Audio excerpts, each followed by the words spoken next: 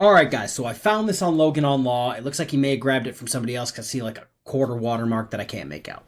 So this is a sovereign citizen in court. I don't really. He doesn't scream super hardcore sovereign citizen. It's like a soft sit at best or sovereign citizen adjacent. It is a man who, from the context of the first 7 minutes, is trying to represent himself, which is 50-50 if you're a sovereign citizen or just dumb.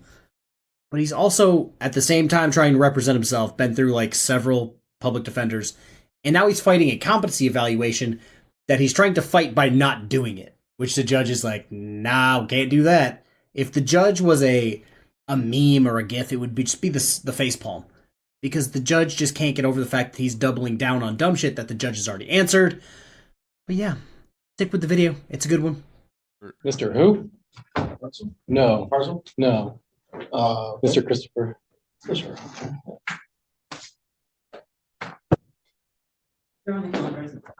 Understood. Mr. Huston, I'm sorry, Mr. Christopher, Mr. Huston. Why would I do that? I should get your contact information. I'm not interested in being in contact with you. Oh, okay. Well, Nor do you represent me. I'm gonna make that very clear right now. understood. Just to, And then don't speak when the case is called. I'll leave that to you. As far as the county is concerned, I've been appointed to represent you. For what? In the criminal trespass and obstruction charge. Oh, because that's the first time that's ever been mentioned in open court Okay. with me present. Okay, that should have been made. You should have been made aware. Well, I guess. Yeah, there should have been like an arraignment. Well, and that's pending. There's another procedure that's been started that we need to get through first. If you want to step out, we can talk about it. No, thank you. We don't have to. So that's kind of where we're at today. Yeah, I know where we're at today. I've been doing this almost 500 days, man. Understood. I guess part of the reason I'd like to contact you is because you get through this next phase. It's not gonna happen. That's the whole point of this. That's why it's taken so long. You guys did a 1077 without me present, without me even being heard. Sure. Okay, that's ridiculous. It's a procedure that doesn't require your presence. Now, whether you agree with it or not, I understand, but that's the situation. Here's a little reminder of like what a court can do and cannot do. Well, according to Washington state law currently, the court's able to do this. Oh, really? And in order to get past this step, I need to be able to coordinate with the people that are gonna talk to you and yourself so that we can get that set up to do it. If you want to move on, then we have to get through that step. I understand that you maybe don't want to. Or agree with it. See, this is here's the garbage of what you're trying to tell me right now. Literally 1 year, 3 weeks, and 1 day ago, when I was in courtroom 3 with Samuel Meyer, he's the one who actually gave anything substantive in this case to me, as far as information is concerned. Well, and what he said, hold on. What he said was at any time, the 1077 can be withdrawn. Well, I can't withdraw it if you won't talk to. I've talked to everybody. Why would I continue talking to you guys? You guys are going to be a future defendant. So this is the type of sovereign citizen that I absolutely love. 3 minutes into the video, he's already telling the public defender or the prosecutor, I'm no longer going to talk to you because I plan on suing you. Why? Because he's trying to use a lawsuit as a threat to get out of whatever fuck shit he put himself in. I've made that really clear. Samuel Meyer has everything that he needs from me. And here's the biggest problem.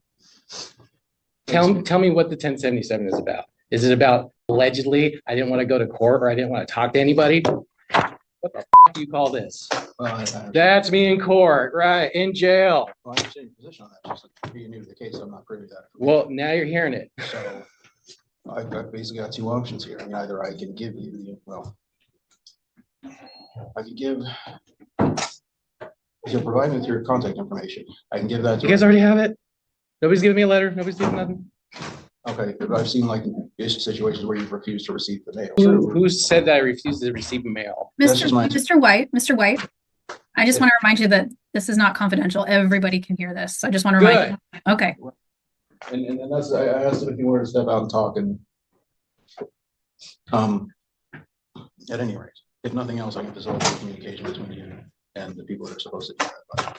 I don't have to necessarily do anything else, but we have to get past that phase. in order to move forward on your case. I want it withdrawn, and I want to proceed on my own without an attorney. Okay, well, then you and I will have to talk, because I'm the one who has to. So request let's see here. Let's name all the alleged attorneys that have been part of this case that I have spoken to personally. We got Stillwell, we got Kale, we got Lesh. Okay, and again, I'm not privy to that. I don't have any of that information. Mhm. And if you want me to request withdraw that, then I need to talk to you about it. And if you don't want to talk to me, then I don't really have a choice. I'm sorry to interrupt. I'm just gonna ask that volume and behavior is acceptable at what court has going on. Okay. At some time, if you become disruptive, we're gonna have to ask you to leave. So I get it. I'd like you to be as efficient as you can. and I as get much it. done as Trust me, I possible. don't want you dragging me away when I got Nobody came. drag Man. you It's away, gonna hurt. It's gonna Once the hurt. judge is in here, he might ask. No, you no, to no. Me and Paul, we know each other. Okay. I've been doing this a really long time with him. That's, you know. I'm just checking in on. Okay. No, I appreciate you, man. I appreciate I appreciate your appropriate behavior as well. Okay. Absolutely. I appreciate you. Thank you so much.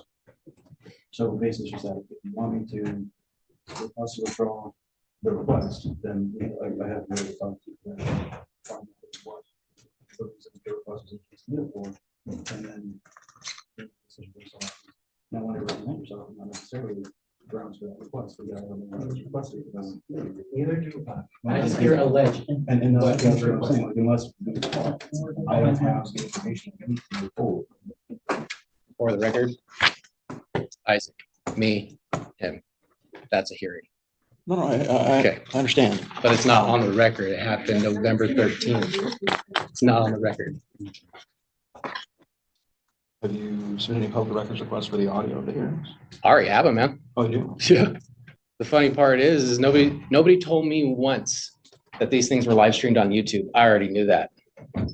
I've captured all of them. Well, Every single hearing I've captured from YouTube. so that's one of the things that we should probably talk about outside of court. So again, offering to step out and speak to you if you want. Or even just step back into the back corner and speak, but we'll lower the volume some. I'm good. Okay. Okay. Everything that you want to have a conversation with me about can be right here. Well, I mean, part of my role is to inform you as to your rights and help you protect them. So Well, you'd be the first. what was that date? Let me say. Hmm? The date of the hearing, you said wasn't. The one that happened in custody was November 13th, 2023.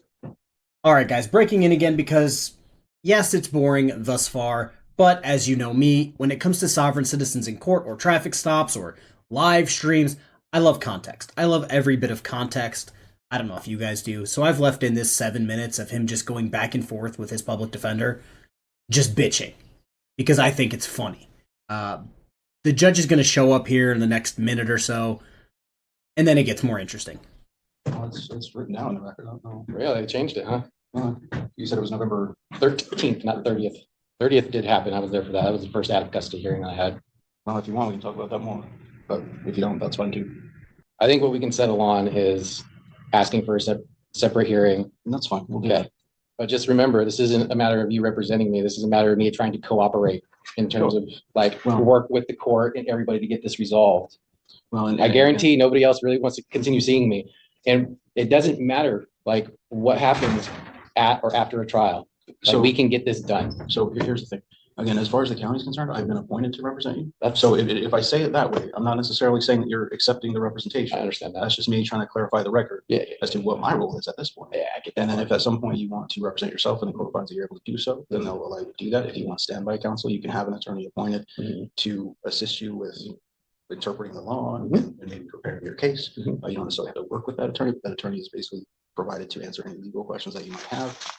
And you probably have plenty of information on that at this point as well. So we'll get back to that here and move forward from there.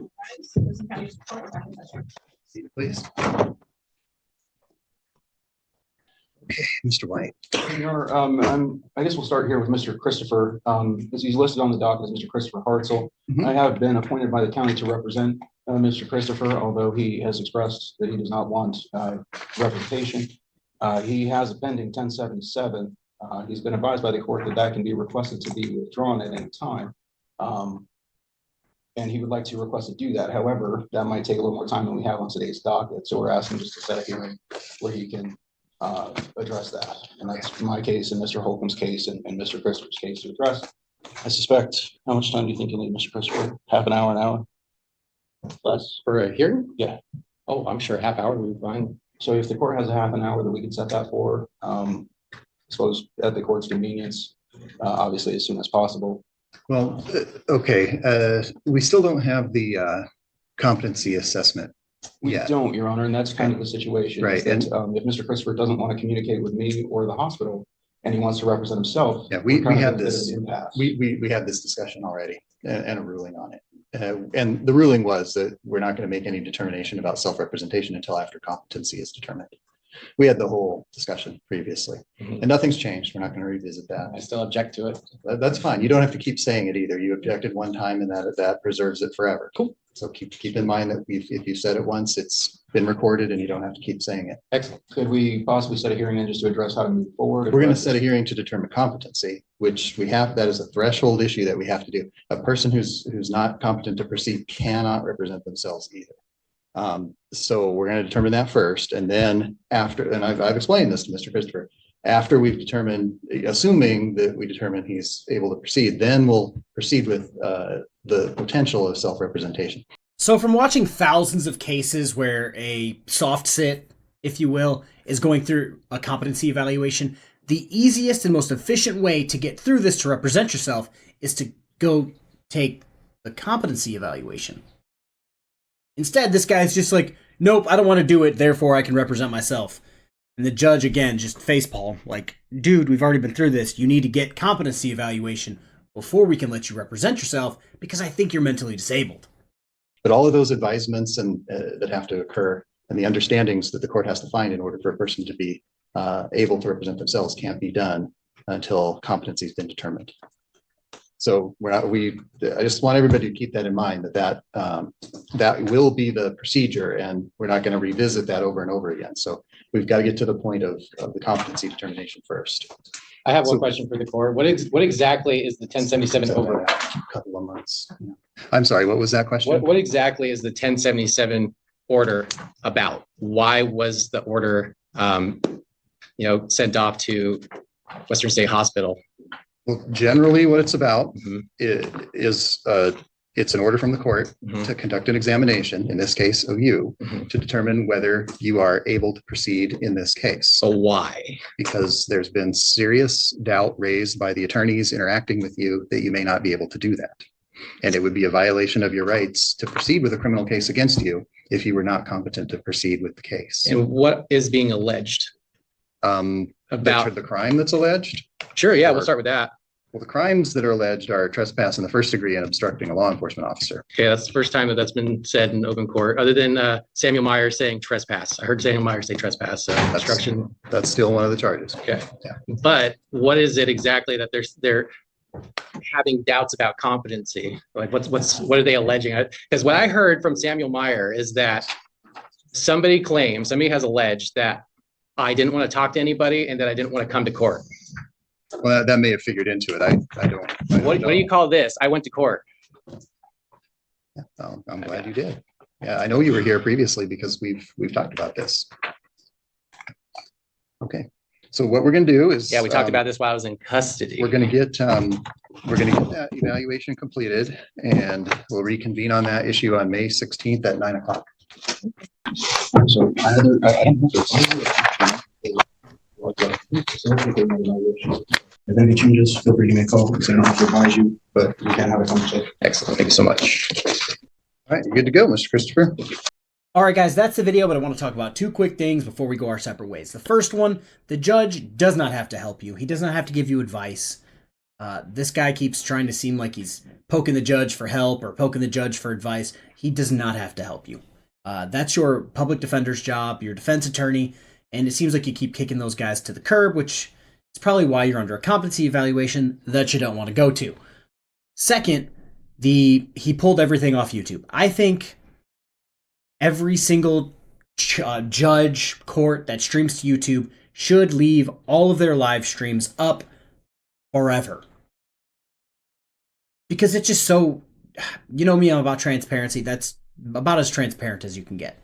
None of this live stream it, hit end, then delete on YouTube. It should be up indefinitely. I know a few judges keep their stuff up for longer periods of time or indefinitely. I know Judge McBurney Some of his things are on there for the longest time. That's how it should be, just for pure transparency purposes. But that's the video. Hopefully you guys enjoyed it. Have a good rest of your day. Peace.